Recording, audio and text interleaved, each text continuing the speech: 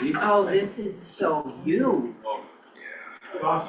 Lucy sends me with. Yes, I'm sure she would. She's a good Things, girl, yeah. yes. We got Irving. I don't know these two names, just don't let them know. And then, I believe it, she's that age where that's what her gig is. yeah, I got, let's see, what those are.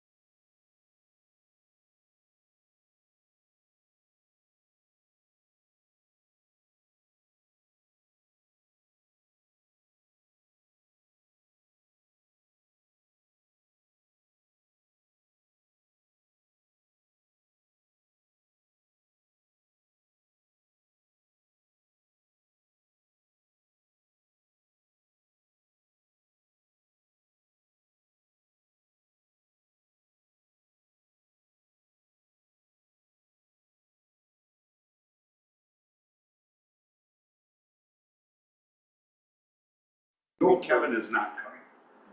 You can read for a minute if you want, or, yeah. Okay, well, we'll start then.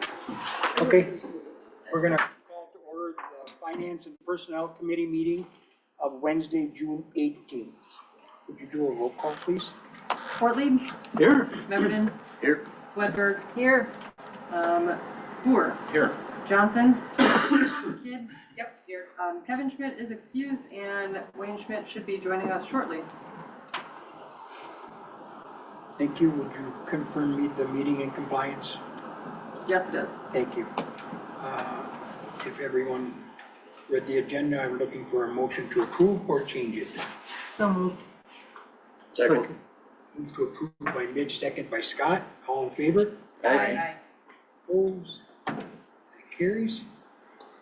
Did everyone read the May 21st meeting minutes? And if no questions, motion to approve. So moved. Second. Amy did them, and second by Midge. All in favor? Aye. Opposed? Passes. And then the bills. Did everybody go over the bills? And any questions on the same? The only question that I had was that dollar amount for the acquisition, did that include like a fee? Or is that- Closing costs, and then the other thing that was built into it was our portion of that lease payment, that it was prorated. Oh, okay. So whatever was owed to the seller, we had to Got it. put in. So I think the total check was like $630,000. 30 some, yep. That, did with you okay? Yeah. You're in Atlanta? Correct. We do. Great. Make a motion to approve the bills. Motion by Scott, Second. second by John. Roll call, please. Memberton, Yes. Kidd, Yes. Johnson, Yes. Boer, Yes. Ortlieb, Yes. Swedberg. Yes. Motion carries. Thank you. And it looks like we have a conference attendance sheet. You want to touch on that? The summer police chiefs conference in Green Bay. Again, legal updates, most legal updates, leadership, officer wellness, suicides, Suicides for police officers, police officers? for police officers, and just a bunch of stuff about that for your departments and stuff like that, for being able to recognize people that may be struggling and stuff like that. And networking. Yes, and that. Make a motion to approve. I'll second. Motion by Scott, second by Amy. All in favor? Aye. Opposed? Thank you, Chief. Public comment. Is there anybody here for public comment tonight? CJ? Come on up to the podium. State your name and your address, please, for the record.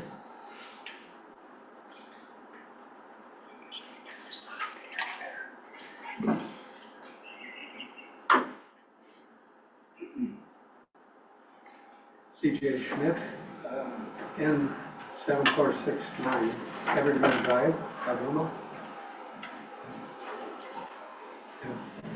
Reason for my being here this evening is to show the newly revised model of the proposed memorial.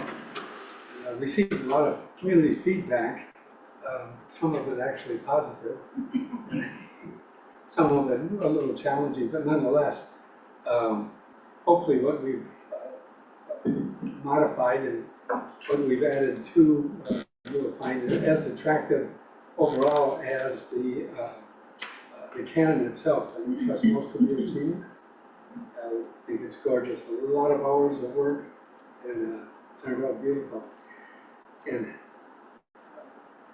what you see in the model that we've got here is, and what is proposed is one large concrete slab, instead of a smaller separate one for, say, the cannon and the other aspects of the memorial. The second thing you notice is that the existing memorial is intact. We got a lot of feedback on that, and that was the overall desire. So it's not exactly part of what we are proposing that's new, but nonetheless, what you see is the total memorial. It's no longer just the cannon or just the signage with the flag, etc., but it's all tied in as one. And there will be two bronze statues. One of the fallen soldier, that's the name of the existing sculpture. And then another is a doughboy. And carrying on the theme and associating that with the cannon from World War I. And with respect to the sales and such that we had presented, actually Mike presented on behalf of the American Legion, the only thing, two changes. One, obviously, the flag isn't part of it in the poles, but rather also is the base that the flags sit on. Instead of, in the past, it was in the form of a cross, three-dimensional. This is in the shape of a kite, just like the exact dimensions, actually, proportions, I should say, of the kites that we may have flown as kids. And the height of that is 18 inches. The reason being, and that's the overall base where the kite is to be used as a seat. There's no seating in the park, which is a challenge. Gorgeous views from a number of different angles of the lake, etc. But that's the reason for the height. And now there will be room for several people to sit, rest, and contemplate and enjoy. You want people to sit on the place where the kite is? Yes. This ledge is, I guess, Hold on, Don, typically public comment is we don't interact, or we could be here for a week. Okay. So I appreciate the question, but maybe you could ask him after the meeting, unless everybody wants to go down that road. But typically we do not. okay, I didn't know what the. Yes, sorry, CJ. Yeah, the height of the overall base, the edges, is 18 inches. That idea, pretty much the same height as the chairs you're sitting in.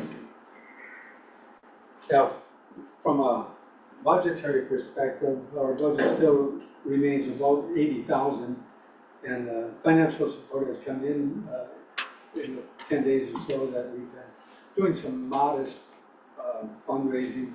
There's over $20,000 out of the 80. Very encouraged with that, and have developed a bit of a team to go forward once we have approval from the city council.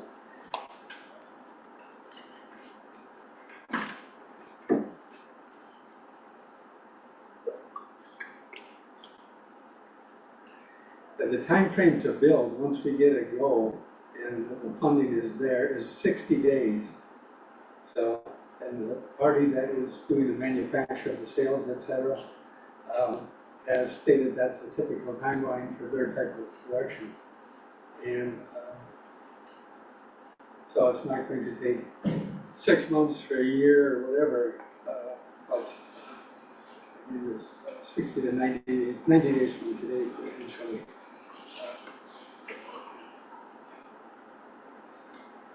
Yeah, the concrete slab that you see, we'd like to see the city pick up and the finance committee vote on that. It's about 600 square feet, and the cost has been suggested through a bit of research. It could be $15, $17, $20 per square foot. Seems a bit high, but it has to be monument quality. I think that the specifics, CJ, you're kind of at your time. I hate to cut you off. I'm all for your monument. But specifics, I think, need to start at Parks and Rec anyway, so that's probably your next stop. Would you agree? Yes, but I think, Casey, bring us back, or Amy, maybe with the parks, I think CJ and the Legion came to the parks, your recommendation was that it comes up to finance and personnel, like the park said, we're okay with this. When you finalize and get to the nuts and bolts, you bring it to finance and personnel? Yes. Okay, so CJ, if you're at that point, then we would need to put this as an action item on the agenda, not under public comment. And then this body would take action on what they're in favor of what they're not in favor of. And then we Alright, could converse with you as Yep. well. Does that I make was sense? just gonna recommend putting it on an agenda. yeah, it would be an action item at Okay. next month's finance and personnel. If you're ready to propose, then this body would take action on that next month. And when you say this body, you're referring specifically to the finance? The finance and personnel, yes, This body. yep. All right. Yeah. And you're ready for that? Yes, I'd like to Okay. do the project yesterday. We got some really good momentum and, but I also know the judicial process, Yeah, as you stated. you just made me lift it. Appreciate it, thank you, CJ. Thank you. Thank you for the opportunity.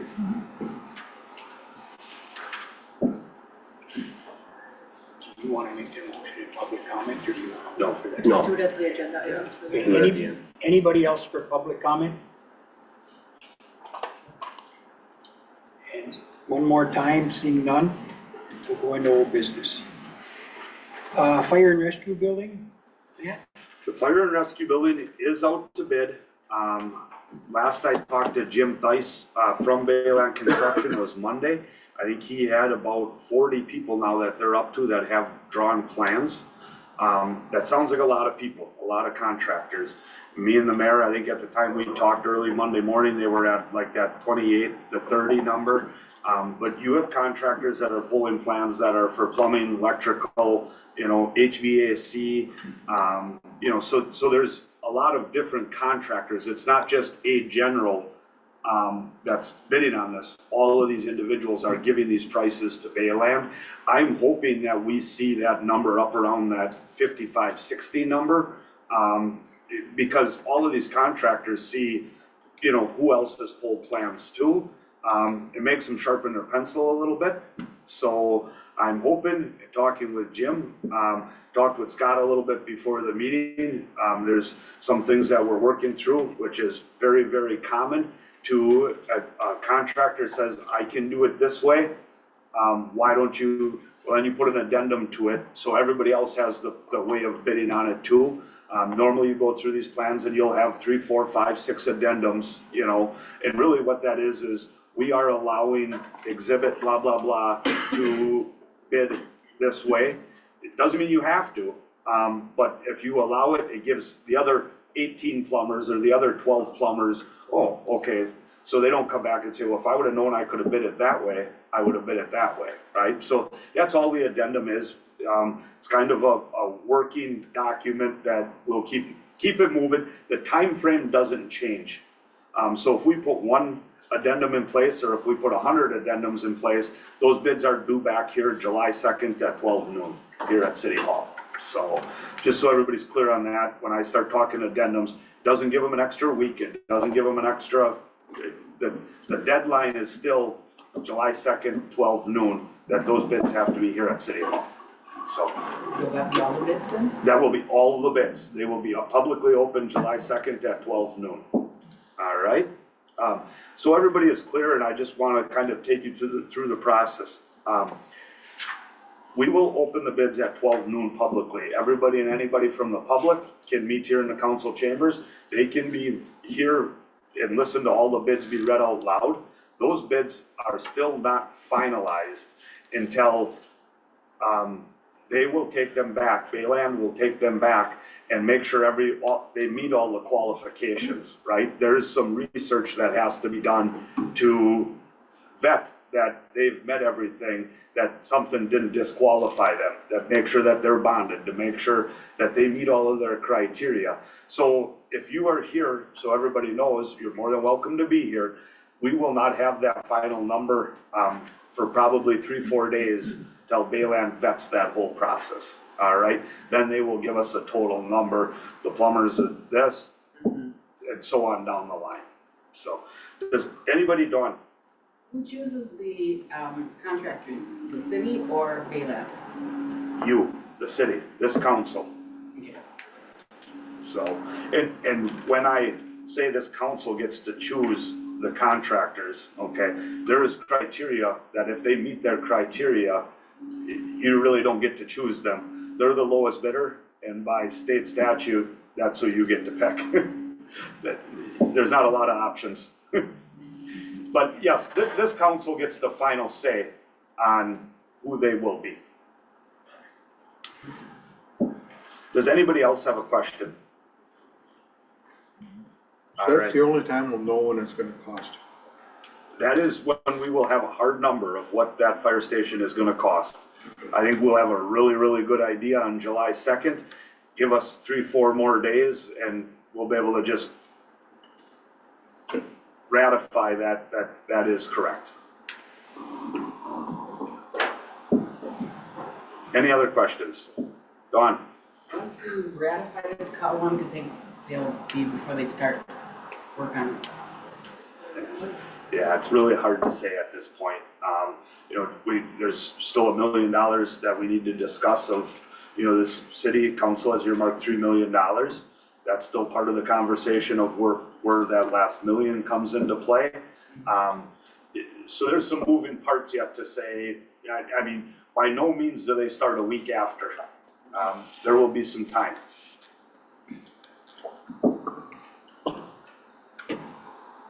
Thanks, Matt. If no more questions, you want to move on to the administration? Yes, administration building, where we are at now with the administration building, I am still waiting for Bayland. We have changed kind of the layout of City Hall. I think we've brought that all to you, how we've really downsized what we're gonna do, how we're gonna do it. They are still working on redeveloping that and putting a price on it. And at the same time, looking at things at the library, and what the expenses at the library are gonna be, if the library would stay. Couple of things to add to that is, there's a lot of unknowns of City Hall over there, police department over there, library over here. We're still working through that. There's a donation that's been talked about. If the library stays here, that is on the table. I think that is a big consideration to listen to and where that fits into the whole system and if that works.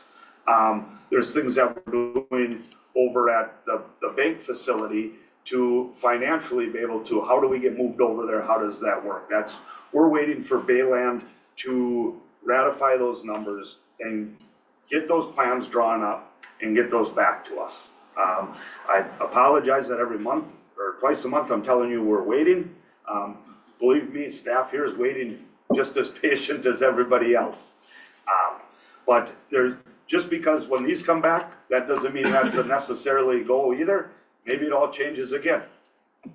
You know, there's still options on the table. We're gonna chew them off as we can and step by step kind of get through this process. So, does anybody have any questions about that?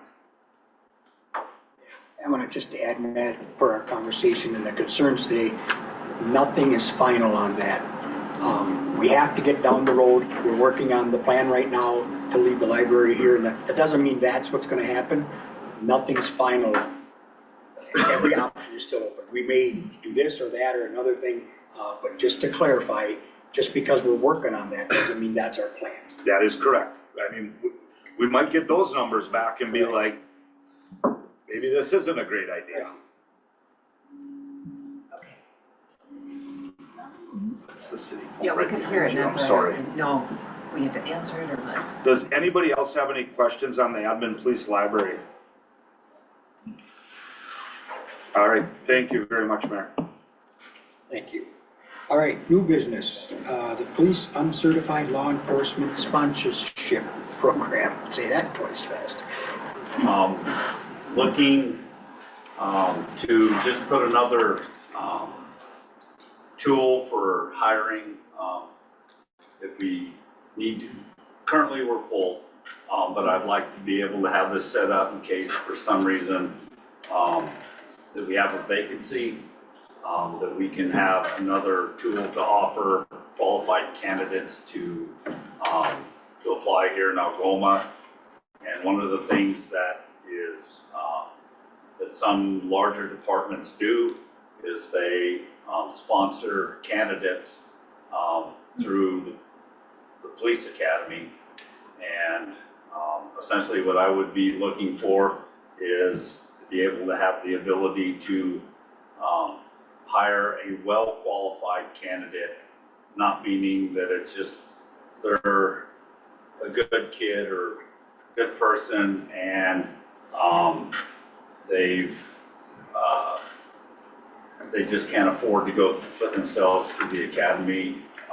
This is more of like somebody who was previously a police officer, say in another state or another town, and for whatever reason, that family emergency or something, that they had to leave the position and their certification expired. So they've already have a track history of being a police officer, but now they say they have a family at home and they're working a job and they can't really afford to leave their job and not have fee bringing in income. There are a lot of departments that have these programs. They charge anywhere between $17 and $20 an hour that they pay them. Once they're hired, they would be city employees. They would be paid to go through the academy at 17, whatever the hourly wage would be that we would decide. And all of their schooling at the academy, we would be paying for that, or we would be signing off on them. But when they graduated in the end and became certifiable again, the state would reimburse us for all of their books, the schooling, mileage, any meals and stuff like that, that the state reimburses the departments for doing that. The hook is that if they don't pass the academy, then the city would be liable for any cost for that, plus, I guess, their salaries. But again, I'm talking a well-qualified candidate, someone that is, like I said, already been in law enforcement previously and are looking to get back into it. And their background would have already been completed and everything. It's just they don't have a certification to be sworn in as a police officer at that time. One of the benefits also of this, another benefit is if there is an academy, say at NWTC, that is full up and there's no positions and you have to wait another 6 months to hire them. If there's any of those positions that are somebody that is not being sponsored by a agency, that the state allows for them to bump somebody else out to put them in, since they are basically already hired by a department and they just need to get their certification so they can be put out into the field quicker. When you say they're uncertified here, or they just don't have a certification that ran out. So then is there, because of their background, is there like a fast track to that certification, or is this a whole? No, you have to, it's like when I retired,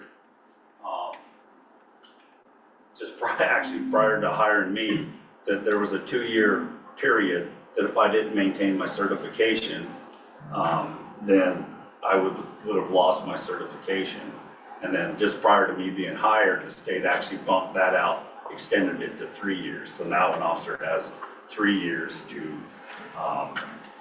But do you have to start over, like from zero? Is that what you're saying? Yeah, they would have to go back, Oh, okay. once it's expired, you have to go back through the academy and everything again. When we hired Jonathan Natset, he left his law enforcement in Kansas, but he still had a certification. So that allowed him to come here and actually be sworn in, because he still had a Kansas certification. But he was given a year to take the reciprocity exam and pass it, which would then, he would be certified through the state of Wisconsin. Thank you. That was a 6-month process, I believe. Something like that, Yeah. 720 hours is what Yeah, the so, academy- yeah, this came through the PPP, we discussed it several times. The intent is, there's no initial cost up front to participate, and if and when we were going to, it'd come back to the body anyways. Yes. But it's just another tool in the tool belt. The intent is that if and when there's a candidate, whether they're from Wisconsin or out of state, they were in previous law enforcement, but it was prior to 3 years or more ago, this would allow us to say, hey, if they are a good candidate, and chief would come back to the body and say, I would like to do this and implement this with this candidate, it gives them the tools to do so. So it's not like there's any risk up front or cost up front. It's just a tool that we could use in the future. Bigger cities use this for like upcoming retirements. Like if you know that you have an officer retiring, you could go to the schools or the academies and pull from there.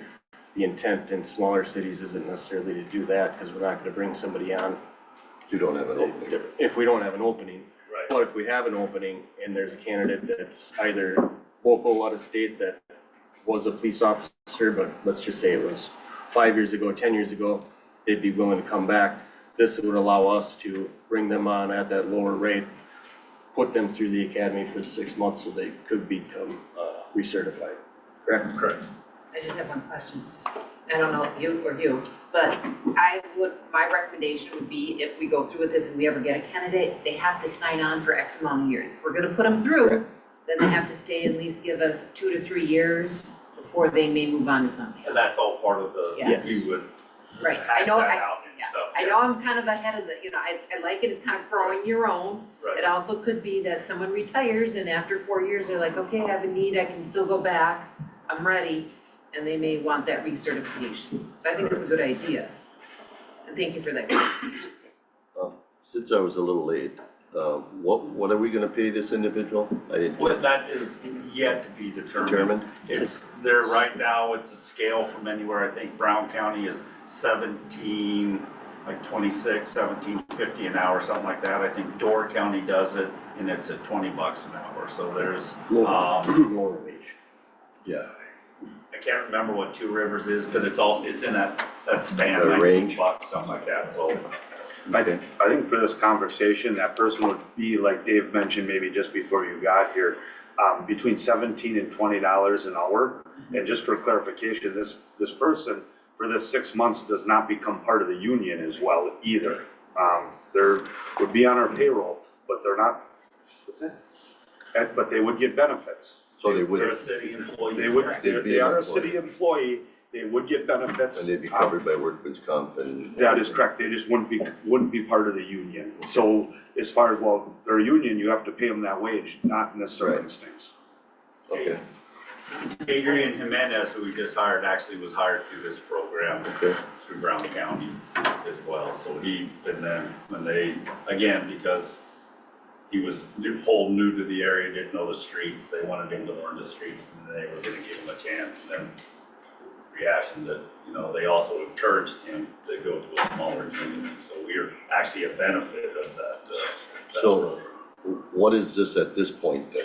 We're asking for permission to more or less put this tool in the toolbox. Okay, We're not gonna use it, we're not looking to obtain anybody. so when there's an opening, this is- then we would, This is a tool in the It's a toolbox. recruiting.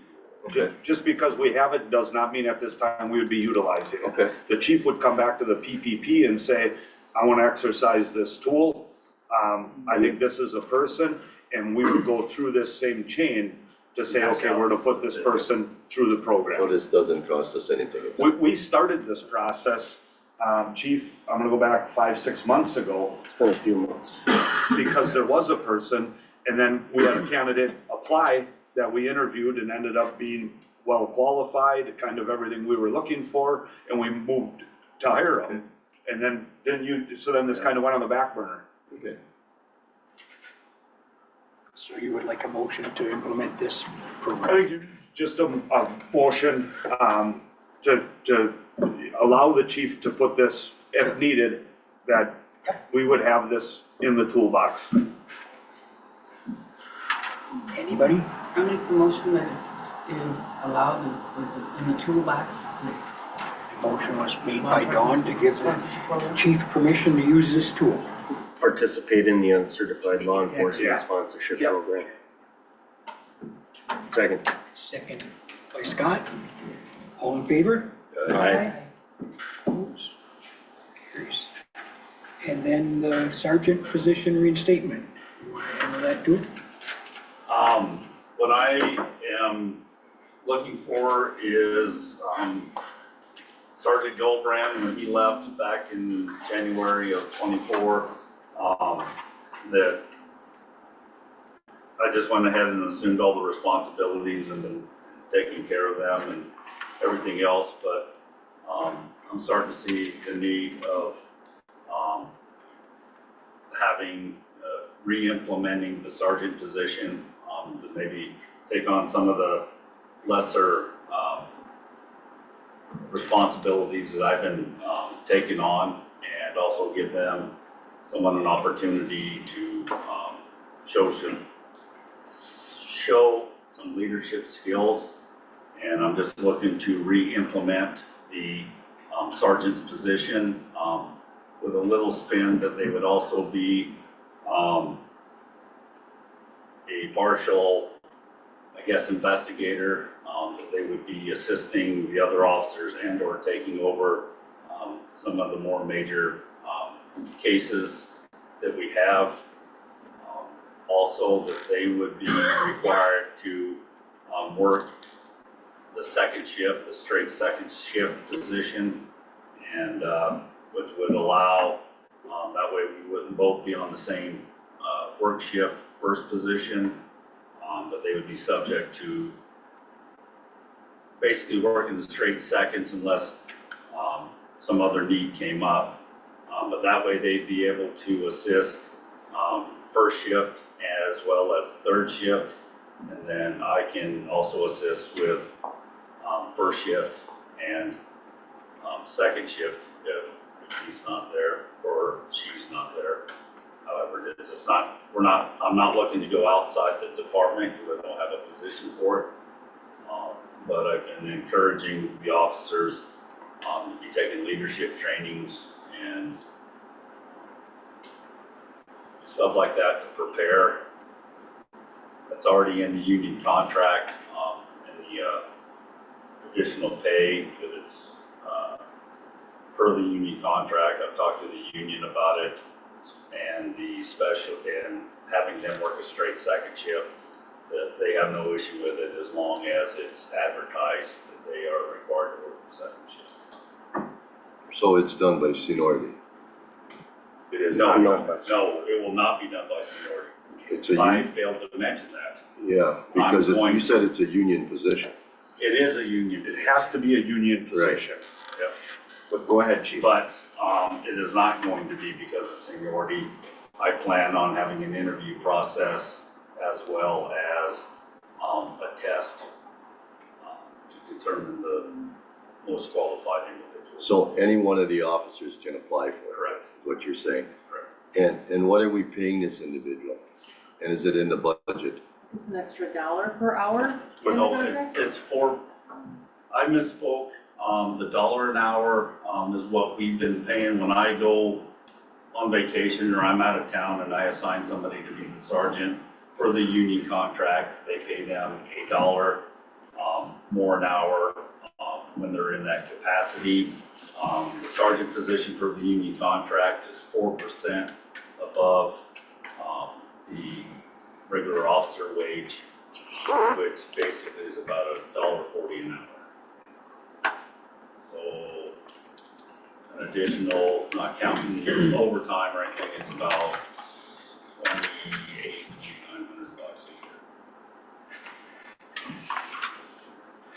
Will there, being a sergeant on second shift and being, doing some administrative and investigating, will it affect the coverage then of the city at second shift?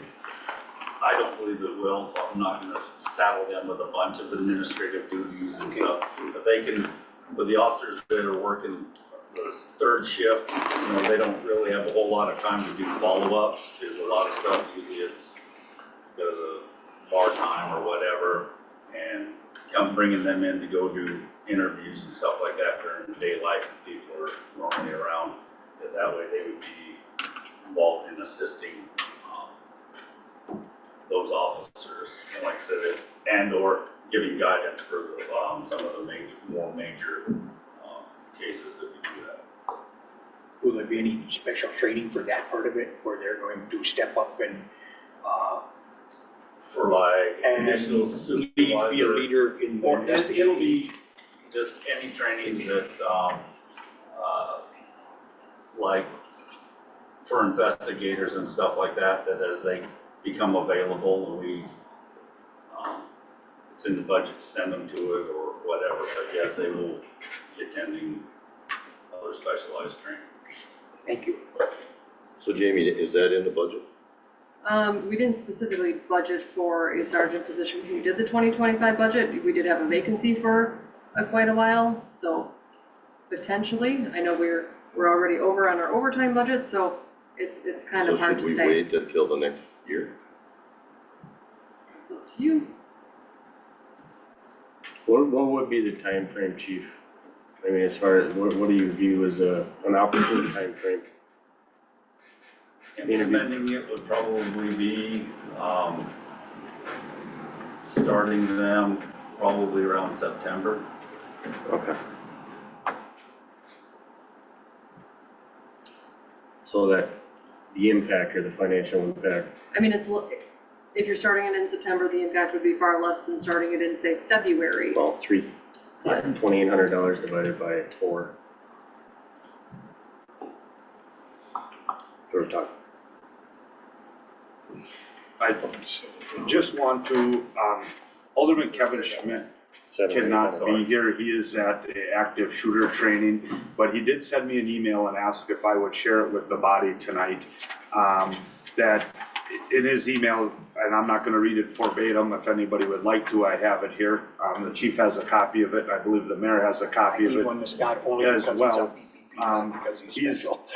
Not is, and this is from Kevin, he's not as in favor of a sergeant, but he is in favor of the investigator position and them having more of those duties on the investigative side because of some of the elaborate, bigger cases that they do hold, or that we are having, and the call volume in the city of Algoma. He feels, you know, like I'm saying here, that you'd like the structure of it to be, call it what you want, is the way I'm kind of giving it to you. But he would like to see it be more of the investigative or more, I think Dave had mentioned that, not just I'm the sergeant and I don't do anything, like they're taking maybe some of these bigger calls. And then he kind of goes on to say that if you follow everybody else, Kewanee and in Kewanee, the Kewanee County Sheriff's Department, they do a 5% above top pay for the first year, is what they have written in their union contracts. And then 6.5% above top pay for the second year. And it gives that person some growth and try to get them to kind of grow into the position. And then the third year, 8% above top pay for the third year. That's kind of the structure they have. Doesn't mean you meet those standards. That's the way they have it laid out, that you would get that 8% your third year if you meet the criteria to get to it. Not saying that's what we have to do. Kevin is saying that's what the city of Kewanee does, and that's what Kewanee County Sheriff's Department does. So city of Kewanee has an investigator? They have a sergeant. I'm not sure, Assistant chief. chief deputy? Yeah. Okay. So they do not have a sergeant, I apologize, they have a chief deputy. They used to have a chief and assistant chief. Then It they went, is, Dusty is now an assistant chief. They voted out the sergeant position and she created the new. The new assistant position? chief. position yet. Yeah. But that person in Kiwanee is as well a union officer. It is. Yes. Does this need to go back to PPP if we do that? This came out of PPP is recommending that we move forward with it and approve The sergeants? the sergeant position. But if we do what Kevin's saying, do we have to go back to PPP? What if you do? Well, Kevin is in support of the quick verbiage that I read here is, It's sergeant position. he's in sergeant investigator, it's He's, title. He's in More support. of an investigator as opposed to supervisory. Ours is the way that our The union contract. Our union contract reads is 4%, he's got higher, so We would not, I'm not speaking for him, but he was just giving an example.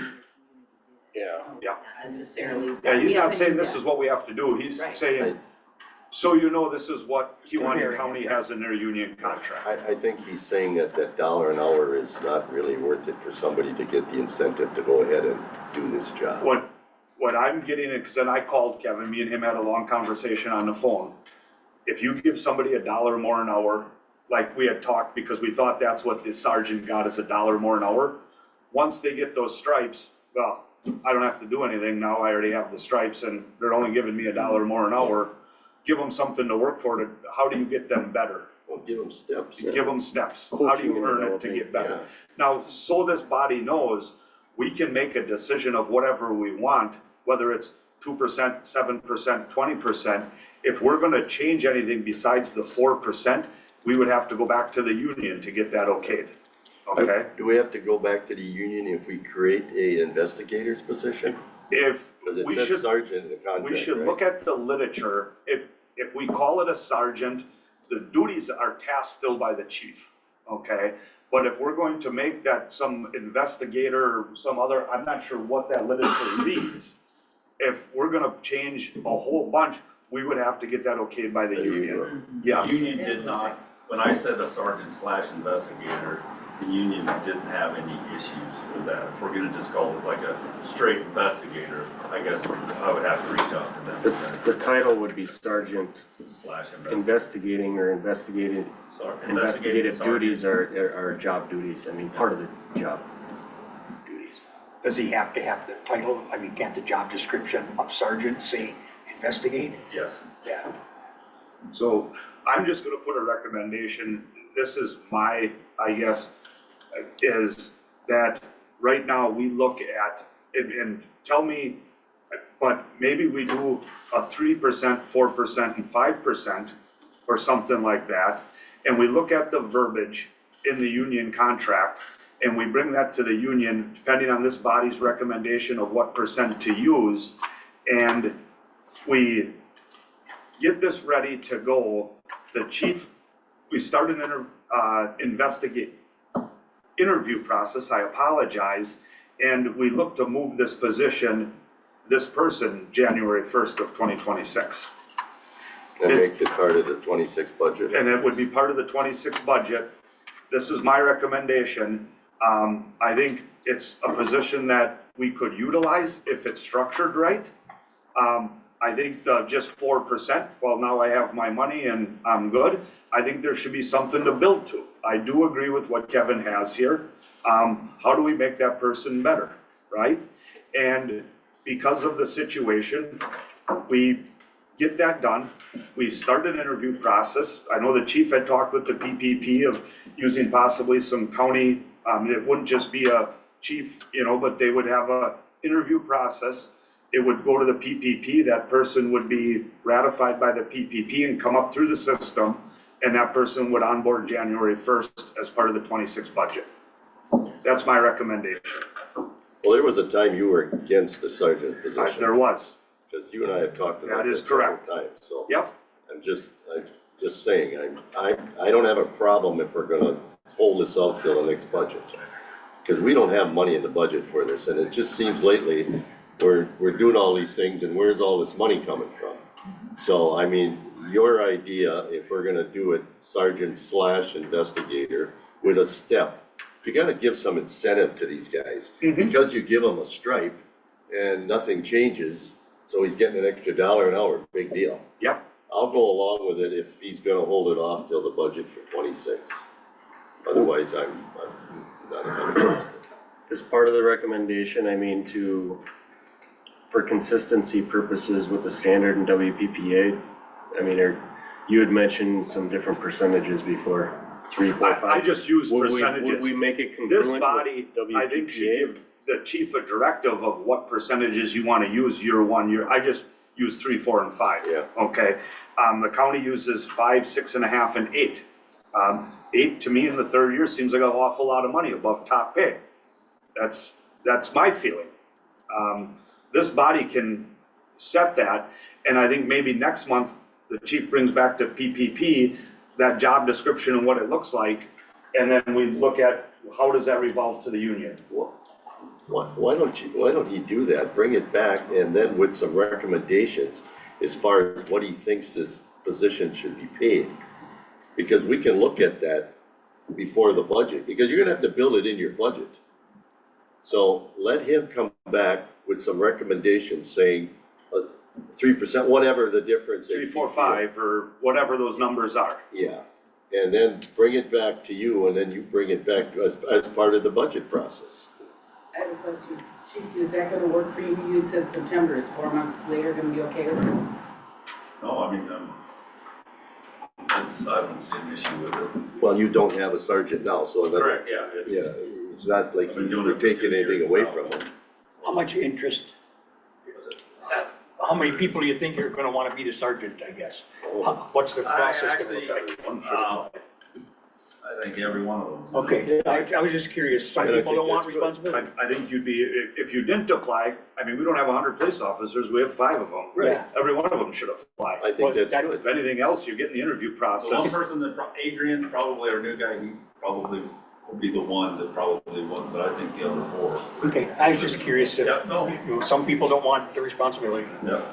Does the gentleman that we hired before Adrian, I can't think of, Jonathan. Jonathan. did he have a background in, was he a sergeant or something someplace else, or wasn't he? No, he was just a patrolman, but he was in the military as a intelligence officer. Oh, okay, because I thought he had some type of background. Okay, Okay, Shelving it till, so what's the motion? Are we Well, I think we going ahead or should, we're holding off or who's making it? I will make the motion to reinstate the sergeant position with the / investigator, whatever I'm at, with the stipulation that the police chief go back and develop a pay scale of increments to bring back to the PPP in the next meeting. can you add job description with that? Oh, I'm sorry, yes, I did forget, and then job description, I'm sorry, Jamie. I had it written down, and I did not state it, I flipped my paper over. You just repeat that back one more time. Please. okay, motion to reinstate the sergeant / investigator position with the stipulation that the chief develop a pay scale and job description to bring back to the next PPP meeting. So we're really not stating, you're gonna send it back to the PPP meeting, right? Right. Yeah, True. Scott? But it's giving guidance of what they're looking to bring back to the PPP. Refresh my memory as far as the union contract, we are in year 2, I think it goes through 2026. 26 is when it. Yeah, we- that is we correct. redo it, okay. We will be negotiating next year to start a new contract in 27. Okay, And that keeping time- that in mind when we can talk offline about that, chief. Look at the, That timeframe's okay, chief? You're good with that? So we have a motion by Amy that Jamie Yep. read. There's no second. You're correct. I'll second. Second by John. Do you wanna do a roll call on that one? Can you do a roll call? Yep. Yes. Kid, Yeah. Ortlieb, Yes. Ward, Yes. Johnson, Yes. Schmidt, Yes. Swedberg. Yes. Beverden. yes. Motion carries. Thank you. All right. And we'll move on to the landfill proposal. So TRC is our engineering or our contract that does all of our testing on our landfill. That the city is about 49% partner with, I think, five or six other people. Unfortunately, the city used that site for putting our city garbage in it. There's other people in the city that used it for other things, and it is no longer in service. It's been capped. But every year, we enter into a contract with TRC. They do our oversight of it. They do all of our reporting to the DNR and the EPA. Every year I bring this proposal before you. It is $32,000. This is our smaller, it's not every 3 years that price goes up pretty significant because we have our big testing to do for the federal, for the EPA. So we're in our small year. That number is about $32,500. And the city is responsible. We pay about 50%, 49.5, somewhere in there percent of that. The other 50% gets divided out into those other people that use the landfill back in the day when it was still open. And we do have one that every year doesn't pay the bill, so we all absorb the rest of that smaller, one of the smaller stakeholders. They feel like they shouldn't have to pay their bill. So do we. Yeah. How long have we used this company? I wanna say like 14 years we've been using them. And it could be 13 and it could be 15. It's the same company I've worked with since we've been here. This is kind of what they do. They work with Brownsfields and shut down facilities like this. So we do have monitoring sites throughout the property and down gradient of the property. They do some testing on private property and private property wells with the permission of those landowners. This is a smaller testing year, everything happens on site. But they do all of our oversight, they write our report, send to the EPA. When does this finally end? We thought we were this close. Yeah, I thought we had some About changes. 2021, 2022. And there's been some turnover in the EPA, and we've more or less slated everything that we've gotten to, and we're going back the other way. Really, the DNR has signed off on it. We got as far as the DNR has signed off and said, more or less, you're done, it's gonna stay capped. You can't build anything, you can't sell the land without our permission. And the DNR was okay with it. They're like, your results are good, everything is good. And then the EPA says, I feel like you're getting there. And then PFAS hit, we did some testing for PFAS, and we had some strikes with PFAS. And they said, nope, you're gonna do at least 10 more years of testing. So I can tell you for sure for 10 more years, as of 2022, that we're gonna continue at this phase. Doesn't the distance that they require for the PFAS testing extend or They made has us it? go 7 miles down gradient to test for PFAS. What is PFAS again? Good luck. Forever chemicals. Yes, Thank you. something that we wish we could have undid 40, 50 years ago. People don't use anything back then. Yeah. That's current. Yeah, I'll make a motion to approve. Before you do one question. Have we put this out for bid lately? we have not. Should we do that, or could we do that pretty easily without a lot of problems, just to be sure that the pricing is correct? I mean, I don't know if this is a good price or not. I'm assuming this company we worked with, we liked them, they're fine. But sometimes when you work with somebody a long time, they get that price up where other people could do it for less. Understand, and maybe we should think about it, at least, Matt, putting this out for bid. We could put it out, not for bid, but a request for proposals. Yes. Okay, we could drop a thing and put it out as a request for proposals. If we would go and do that, okay, whoever would enter into it for their first year's bill is probably gonna be over double this, just to get caught up to the testing and everything they do today. I would not recommend that, we might, this first year, save a little bit of money, but once they get their foot in the door and they have to play catch up, we're really gonna pay for it. Does that make sense? Yes. Good? I will make a motion to approve, move forward with the TRC 25-26 proposal. Second. Motion by Scott and second by Casey. Roll call on that one too, I guess. Johnson, Yes. Kidd, Yes. Schmidt, Yes. Beverden, Yes. Swedberg, Yes. Moore, Yes. Worthley. Yes. Thank you. And then wastewater treatment, man, are you gonna take that or Casey? Well, if Mark's not here, I guess I'll give it to Casey. This was a recommendation that came up through Public Works. So we've completed phase 1 and phase 2 at the wastewater facility. Part of phase 3 is still in the filter building, to continue the work there. Let me get to it, so I'm not just using numbers.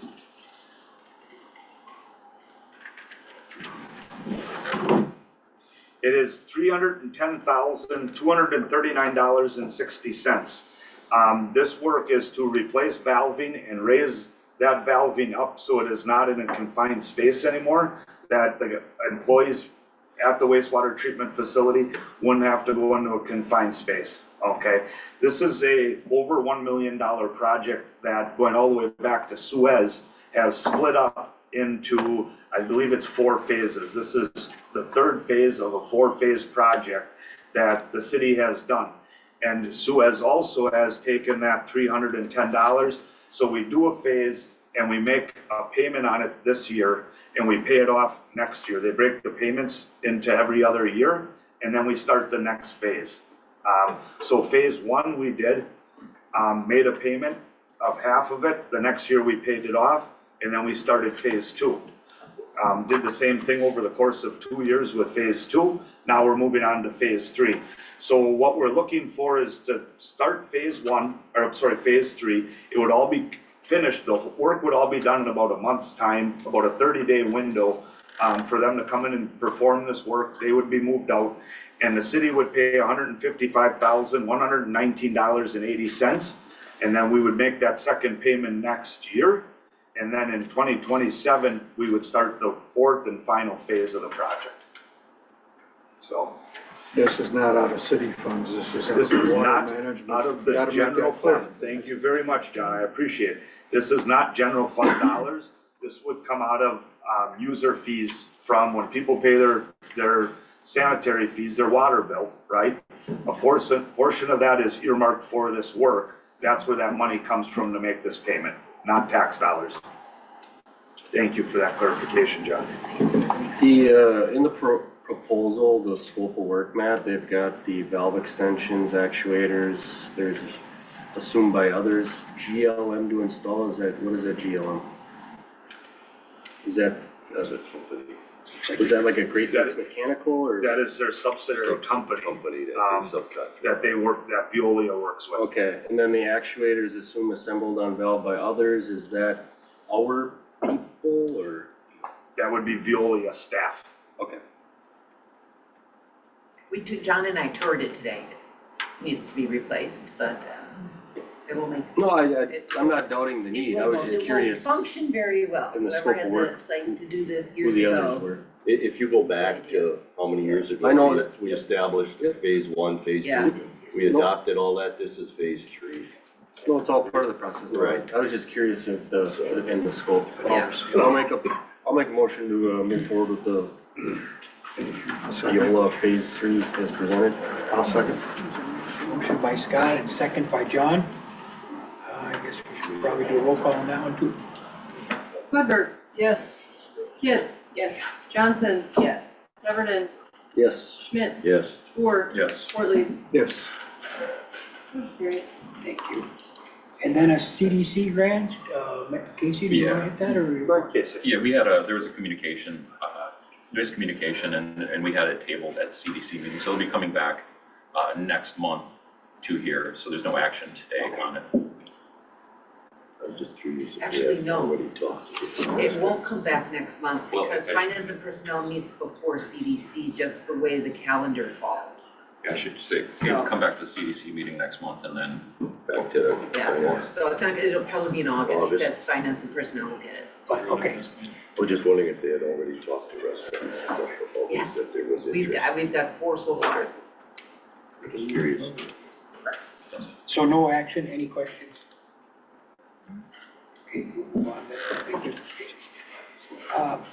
The admin update on the contract for Kiwanee County. I'm gonna turn it over to Jamie while I give handouts. Okay, this is just a brief update on the contract with the city of Kiwanee for clerk treasurer services. Matt is handing out a memo that was provided to Kiwanee's council. I didn't include it in the packet because it's not really relevant to Algoma Council specifically. It's just something specific to them. We provided an update to them, I think, at their June 4th Finance and Personnel and Council meetings. So that's just kind of where we thought we were at that point. To date, as of today, the city of Algoma has collected $30,200 in revenue on this. Some of that revenue is due to a contract addendum that we'll talk about in closed session today. The cost to the city to do the contract, which would be wages, additional wages paid out, is about $5,100. And Algoma staff is putting in, I would say, an extra 10 to 30 hours per pay period to incorporate in the Kiwanee work. A lot of these hours are outside of normal office hours here, and Algoma City Hall remains fully functional. I don't think you've noticed much interruption there. If you have any questions, I can take maybe some now, otherwise we can hold it for a closed session where we'll talk a little bit more about the contract addendum.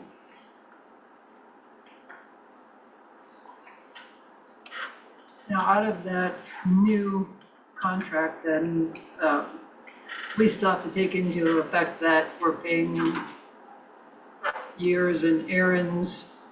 And you're not talking dollar amounts, I can say, but we're paying into your retirement. That's figured into those amounts then, like if you're getting more money for taking on more responsibility or? Yeah, well, actually, no. So the $5,000 I mentioned would be strictly wages. Anything additional on top of that, you're right, would be a small percentage towards retirement, and FICA. So I can do the math on that probably. I just wondered if that was figured into it. I don't have it figured into that 5,000. So they don't have anybody in position down there, just right? They don't need it. Okay, are they looking to hire? They are. So they better pay. So the additional, if you would add in retirement and Social Security, Medicare on top of the $5,000 that I mentioned, the $5,171, we're at $5,900, so.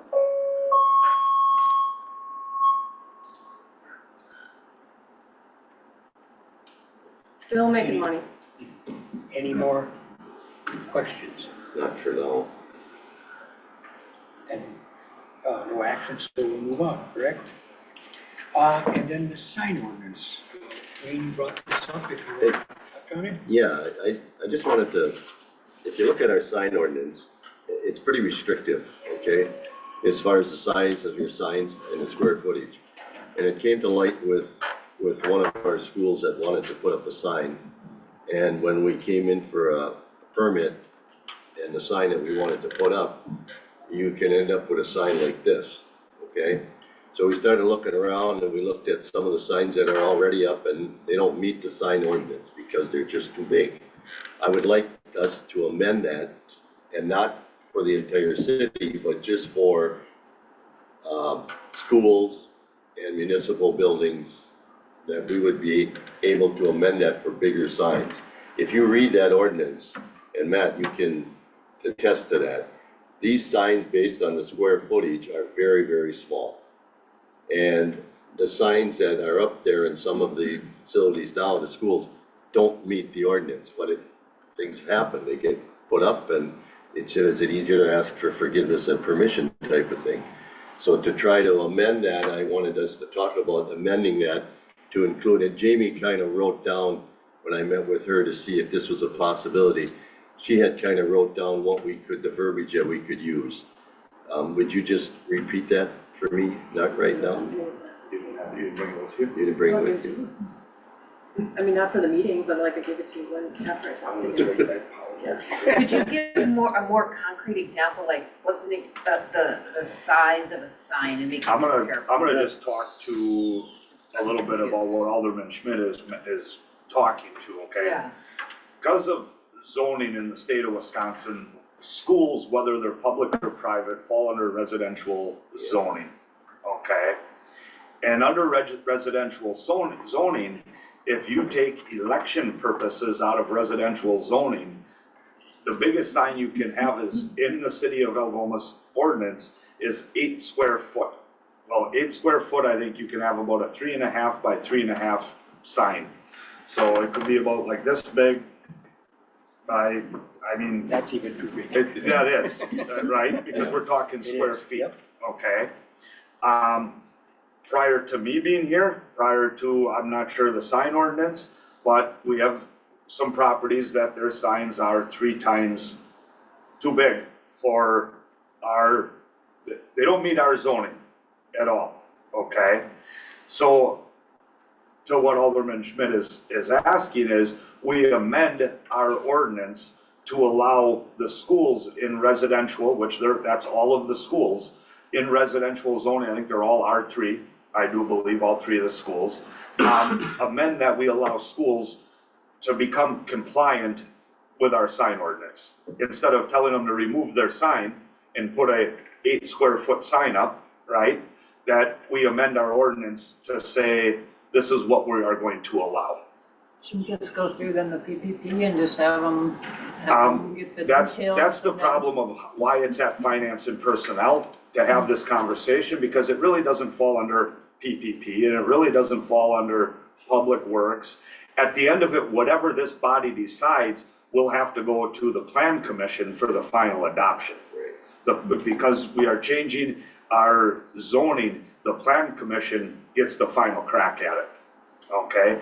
But I can't willy-nilly bring it to the plan commission, I need some meat and potatoes of what you want it to say before we would bring it to the plan commission.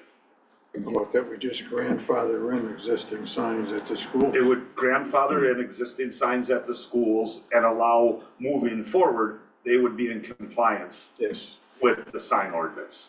are these signs that are attached to the buildings or signs that are freestanding? in All front? of the above. So right now St. Paul's schools are out of compliance, they're too big? No, they're not out of compliance yet, but they want to put up a sign Okay, that would be out of compliance above their entryway.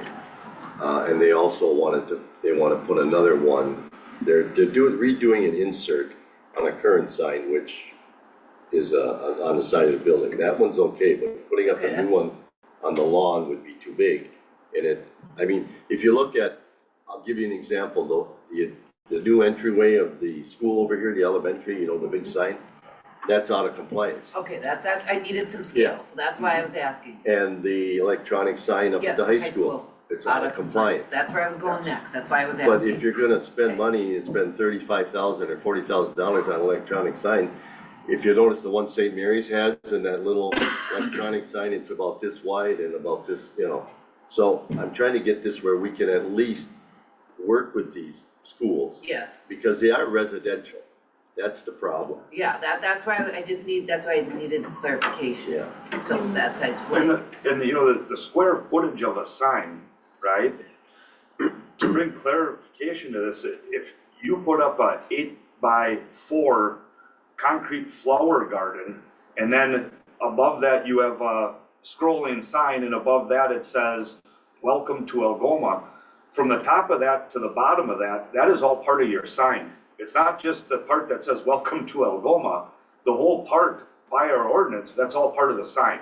The framing and everything it's not just the part that has print on it, it's the whole thing that you have to look at. yeah. Does that make sense? What are we looking for out of this meeting? I mean, do we need more info, or are you looking for action? Does this tonight? body want to change that? If they want to change that, we will draw something up that will meet that criteria, okay? Because right now, electronic signs aren't permitted at all. Do we want to allow electronic signs? Does this, and I'm not saying the plan commission is going to, but if this body wants to allow For schools, so you're looking, on school properties in our, R3. the residential zoning. And not Moving just the forward. size of the sign or the kind, but if you remember in a residential area, if you put up a bigger neon sign now, it's shining in somebody's window, that so yes, there might be a right. time as well. It's a lot deeper than just, That is let's correct. make a big sign. Yep. And what way that sign can face. Correct. And if it should be shut off at a certain time at night. These are all things that, do you want to allow, and if you do you What is want it? that to be part of, because these schools are all in residential zones. Right. Can we do conditional zoning? Because that, like, when we talked about rezoning the spot that's now NP, the concern was, what if, it was Popic's Pussycat Lounge or something comes in once NP changes, or a coal power factory, or his words, not mine.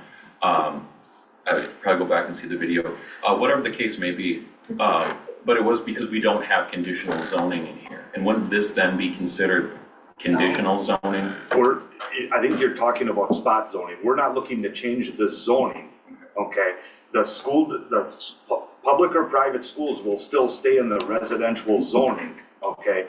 We're amending what they would be able to do with their signs. Sure, no, and I get I'm not that. looking to change it from residential to commercial. No, I get that, but wouldn't that then, that defines R3 as R3 for schools and R3 for not schools, then, does it not? And isn't that then considered conditional? And I'm not saying that, like, I don't know if we can't have conditional, or that we just don't have conditional. Because if let's say we do need to have conditional for this, then maybe that's something we explore more broadly, because that could also be a tool that would be beneficial in the future, as not as far as restricting, but as far as opening the potential for different kinds of development. I think though we've done conditional zoning because we've had some flower shops that were put in a residential area. One is on Mill, isn't it? Clark, you mean? The dead end of Clark. Yeah, that's on Clark. I think at one point you zoned that to allow a flower shop to be there, correct? The green. And that's still residential zone? Yeah. You didn't change the zoning, you just added to the residential zoning that they were able to operate a business, I believe. In that? Well, the one I'm referring to is over on, across from where Pat, across there was a palazzo. And he came to the council and he did a flower shop out of there, and they gave him a conditional permit, but once he moved out, that was supposed to then refer back. I don't know if Or is that, that on Buchanan? No, it's a 200 block. 200 block. That would be a conditional use permit. yeah. Regarding the sign ordinance, though, I mean, that's what was brought up. I agree 100% that, something needs to change. But Yeah. I'm confused on, restrictive. what are you looking at from, like, how do we move forward? Well, you're looking for permission to go ahead and draw something up. Do you want, go Rather- ahead, Jim. Can I She has just some clarify it a little bit? I pulled up the municipal code right now. And in the zoning section about signs, it talks about the signs that are permitted in residential districts 1, 2, 3, and 4, which is where schools, churches, things like that fall. But right in the next section, the header is conditional or non-conforming uses or public charitable education or religious institutions. So there's already language in there, regardless of them being in residential zones, that signs are allowed. What we're looking at, I think, is just making some like minor adjustments to this specific section, saying the sign can be more than 8 feet, 8 square feet. I think in the residential it only allows you 6 feet, right? Yeah. And then in the conditional it allows 8 So- feet for schools. So it specifically Gives you 2 says more right square here, feet. you can be not more than 8 square feet, but it can be up to 12 feet high. So if you have that 8 square foot sign 12 feet off the ground, you wouldn't even be able to read it. And then it talks a little bit about, I agree with, something's gotta be Right, done, but like, if I wanna make a motion, what am I motioning? There's, I think, 2 things that we have to, do we wanna allow electric signs, right? Screen, and if we do we wanna, because they're in residential, do you wanna have a time frame that they have to go dark? Yes. Okay, that's one thing we'll put together, all right? And then how big do you want it to be? It's 8 feet, do we want it to be 16 square feet? Do we want it to be 24 square feet? Or Matt, should we just consider this as an exception to the sign policy on an individual basis? So if the school wants to put up this sign, we could bring it in here and say, yes, you can No. put up that sign, no. No, we do not wanna do that because we'll be in Okay. here with every single sign permit throughout the whole city and say there's an No, I'm not exception, saying that, right? I'm saying for the school. If we're gonna change it to allow schools, then I think we change it and it's not conditional, we change it as part of our ordinance and then that's it. You either become compliant, Then we get bogged down. yeah. What I'd like to see is, oh, sorry, go ahead, Mayor. No, I read the sign ordinance and my interpretation was that there was an exception already, but we just need to change the numbers, is that right? There is an exception. There is an exception. You get 2 more square it's feet. just- Yeah, very but so restrictive. can we just change those numbers simply? Mhm. Is that the, where to go? It makes it the easiest. Yeah, Yes, if we change that, because in residential, you're allowed a 6 square foot sign. If you're a school right now, it allows you an 8 square foot sign. What do you want that to to be? say, You know, do you want it to be 24 square feet? Well, we have to base it off of existing signs. What's the one up at the high school? I have to go take some measurements. Yeah, But that's, that's what I'm I mean, you saying. don't wanna go any bigger than that. I No, can tell you yeah, that. it's even too big. What I'd like to see is But- maybe, Here's the thing is if we don't use that, then it becomes non-compliant, Right. which it already is. It is. yeah, we should at least include everything that's existing. It's not ideal to have something of that size and then non-compliance doesn't really matter. If it's non-compliant, it's not compliant. Not saying that I want to go down that path, that I want to make it difficult for the schools, but if we look at it and it's, whatever, it's 50 square feet, which I'm just throwing it out there. Should that be the precedent necessarily? I think it's conversational, depending on how big it is, or we can work around that, potentially not work around it, but work with that, but, it should still be reasonable. I think changes need to be made, definitely move forward, but the specifics, put them in there and are you looking for approval right now without knowing what the heck we're voting on? I or think we can- just wanna know if, Just direction. Can you do it and are- then come back with, as a whole, you're okay with us making a change to Change. it at all. And then we'll Yeah. draw something up, right? and then bring it back and we can approve? You don't get to approve it, you can say, yep, let's go Yes. to the plan commission for adoption. Okay. Does that make sense? Yeah, 100%. So you need to give me a number of, do you want me to measure and work off of what's Based off currently of out there? existing signs, yeah. Otherwise, Start you're with gonna that, not be, they're not gonna be in I compliance. think I have one question. How many businesses are considered in residential areas? Because I can see this could snowball really. We're just talking schools and churches, we're not changing anything. We're not changing anything. This, Schools so, and churches or just schools, public and private? school, go ahead, It's Jamie. worded as conditional or non-conforming uses, or public, charitable, education, or religious institutions. Is the way our ordinance is written currently today. What came before schools? Public, Religious. charitable, Charitable. so The maybe library? they're public, yeah, we're public. We're public, but we fall under a different zoning, we're not Right. residential, we're public, we're zone P. We're not residential. So this wouldn't comply to us, per se. Anybody that's commercial or manufacturing, this wouldn't apply to them, just in this residential zone where schools have to fall under the zoning code. So it shouldn't affect other businesses, but for, like in a residential where you've given, or the city has given, like them to operate a flower shop, flower store, something, like out of somebody's house, I'm assuming. A conditional use, I'm assuming if that business closed, it reverted back to just a house. I would say move forward, make the changes to bring whatever current signage is in compliance, bring it back so we can take a look at it and then at that time recommend it up to planning. And right at that electric signs are, Yeah. as Yes. part of it, okay, all right? What is charitable? What Yeah. would that encompass? That'd be like I'm thinking like- VIP.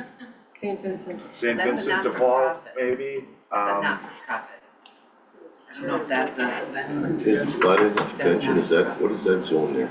yeah. Probably have 3 No. I don't have it, I don't know. I know just behind him is manufacturing, Yeah. that would be ESI, Yeah. they're manufacturing, but I'm almost positive that VIP is not, falls under manufacturing.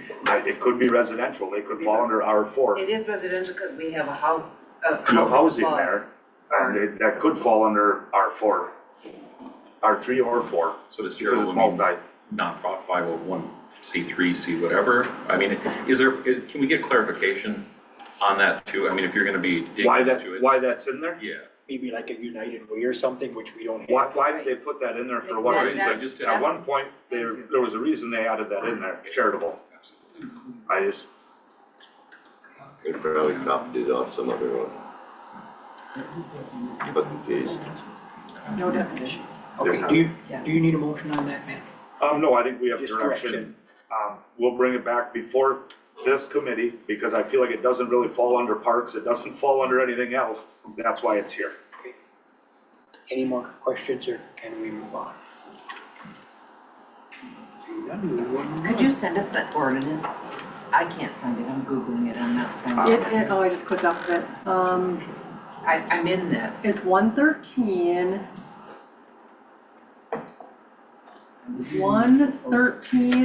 113-232. And if you go just one above it, 113-231, that's where it says what signs are permitted in residential districts. Okay. Are you good, Amy? I'll find it, and if not, I'll call. Okay. All right, then we'll move on to agenda items for the next meeting. Get Jamie. Do you wanna just make Can I put mention that the, the American Legion? I'd like to, put the memorial on the next agenda. just one question with that. Now, when we reference the park and recs, like, the recommendation was to send it up once it's ready. So basically, it doesn't have to go back through there to get you guys have said, sure, whatever, it We're works. okay, it was basically we're okay with the monument, any changes would have to be brought, Okay, thank you. Just trying to eliminate that step for them to have to go back there, because I think and correct me if I'm wrong, I wasn't at the meeting, but, I mean, if the cannon faces any direction or the flagpole, or they're like, well, it's still gotta get approved by this whole body here, right?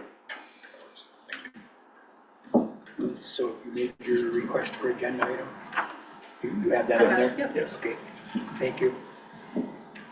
Next meeting date, Tuesday, July 15.